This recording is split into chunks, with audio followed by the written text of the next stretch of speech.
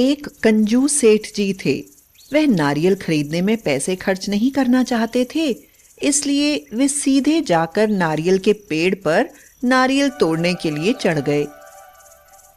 इतने सीधे और लंबे पेड़ पर चढ़कर उन्होंने नारियल तोड़ तो लिया, मगर उतर नहीं पाए। अरे अरे मर गया रे, ये कहाँ चढ़ गया मैं, ये तो बहुत ऊंचा है, अब कैसे उतरूंगा। उन्होंने मन ही मन में मनौती मानी। हे भगवान, अगर मैं पेड़ से नीचे उतर जाऊं तो मैं 101 ब्राह्मणों को भोजन खिलाऊंगा। फिर वे थोड़ा नीचे खिसके तो उन्होंने कहा, 51 ब्राह्मणों को भोजन करा ही दूंगा। थोड़ा साहस करके वे थोड़ा सा और उतर आए तो वह बोले, मैं 21 ब्राह्मणों को भोजन करा दूंगा।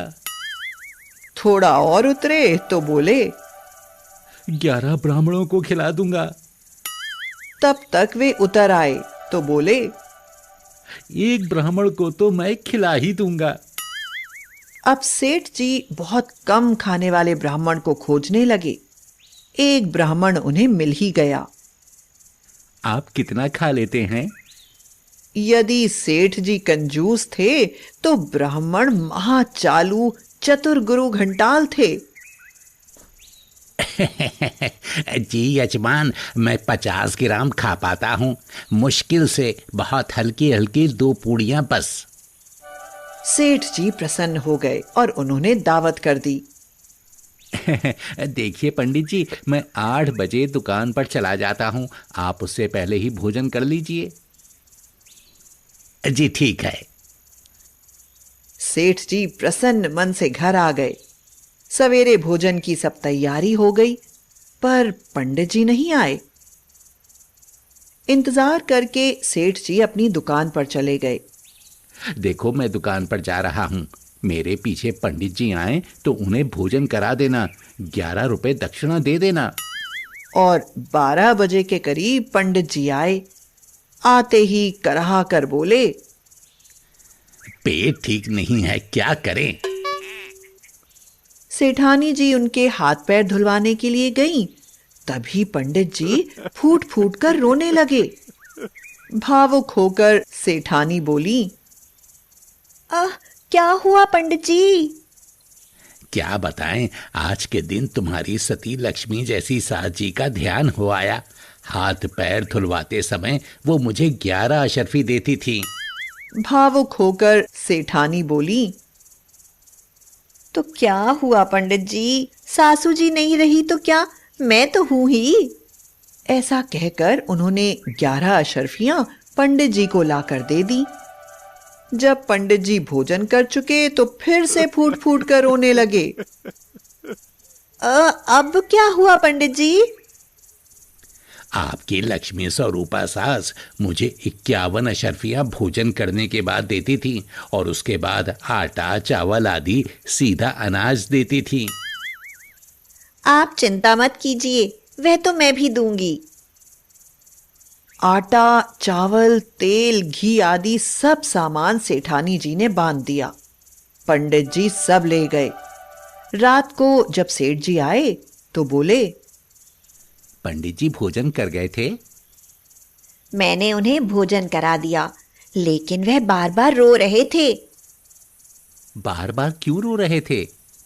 सासू माँ की उन्हें बार बार याद आ जाती थी, लेकिन मैंने भी फिर कोई कमी नहीं छोड़ी। हाँ, मैंने कहा, सासू जी नहीं है तो क्या हुआ, मैं तो हूं ही।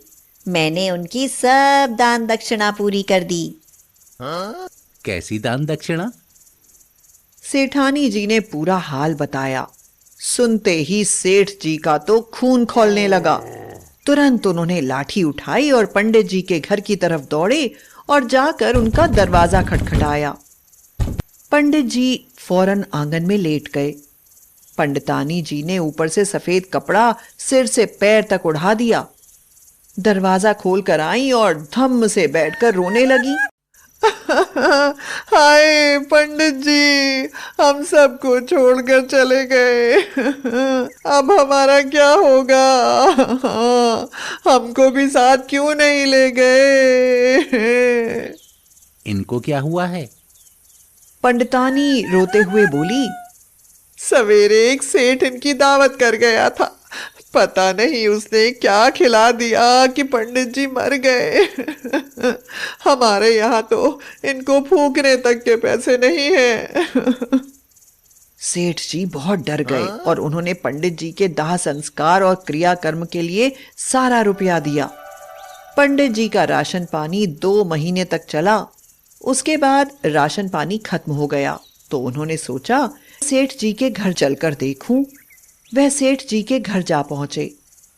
सेठानी ने हैरानी से पूछा, पंडित जी, आप तो मर गए थे। हाँ, मैं मर गया था, लेकिन स्वर्ग में मुझे आपकी बेटी चुन्नी मिल गई। मरकर वो भी स्वर्ग में रहने लगी है। उसी ने मुझे आपका समाचार लेने भेजा है। मेरी दाढ़ी बड़ी हो गई है, वहाँ कोई नाई थोड़ी ही है। तभी मैंने सोचा कि चलो कोई बात नहीं, चुन्नी का भी काम कर दूंगा और अपनी हजामत भी बनवा लूंगा। सेठानी जी ने चुन्नी के लिए बढ़िया बढ़िया व्यंजन, मेवा आदि भरकर राशन सामग्री दे दी और कहा, ये सामान जाकर चुन्नी को दे देना, कहना कि खा पी कर खूब तंदुरुस्त हो जाए। पंडित जी सब लेकर चले गए। जब शाम को सेठ जी आए तो सेठानी ने उन्हें कुछ नहीं बताया। इस प्रकार सेठानी का दिया हुआ राशन भी महीने तक चला। उसके बाद एक दिन पंडित जी दोपहर को आकर सेठ जी के यहाँ उपस्थित हो गए। सेठानी जी पंडित जी को देखते ही खिल उठी और कहने लगी, क्या हाल चाल है पंडित जी? हाल चाल बहुत बढ़िया है। अब तो चुन्नी तंदुरुस्त हो गई है और जानती हो तुम, नानी बन गई है। चुन्नी के लड़का हुआ है। अब तो सेठानी जी बहुत ही खुश हो गईं। चुन्नी ने कहा है, अम्मा से कहना कि नाती के लिए कपड़े और शगुन का सामान भेजें और वो वहां दावत करेगी, उसके लिए राशन पानी भी भेज दें। सेठानी जी ने कपड़े, आटा, चावल आदि राशन भर कर उनको दे दिया। पंडित जी, चुन्नी से कहना कि उसकी अम्मा उसको बहुत याद करती है। हाँ हाँ, क्यों नहीं, कह दूंगा, जरूर कहूंगा। पंडित जी आंखों से ओझल हो गए। रात में सेठ जी आए। सेठानी जी ने कहा, जानते हो, आप नाना बन गए। ना मेरी कोई बेटी ना कोई भतीजी, भला फिर मैं कैसे नाना बन गया? अरे, वह अपनी चुन्नी है ना स्वर्ग में, वही उसके लड़का हुआ है, पंडित जी बता रहे थे। यह बात सुनकर सेठ जी को जैसे करंट लग गया। क्या तुम्हारा दिमाग घूम गया है? कहीं वो तुमसे कुछ ठग तो नहीं ले गया? नहीं तो, चुन्नी के बेटे के लिए सोने की चेन, कपड़े, फल फ्रूट और आटा, चावल, दाल, तेल, सारा राशन मैंने भेज दिया है। अरे तुझे तमीज भी है? मरे हुए लोगों के बच्चे नहीं होते। फिर सेठानी ने यह भी बता दिया कि पिछली बार पंडित जी आए थे तो उसने चुन्नी के लिए सामान भेजा था। और मन ही मन पंडित को कोसते हुए सेठ जी पंडित जी के घर की तरफ चले।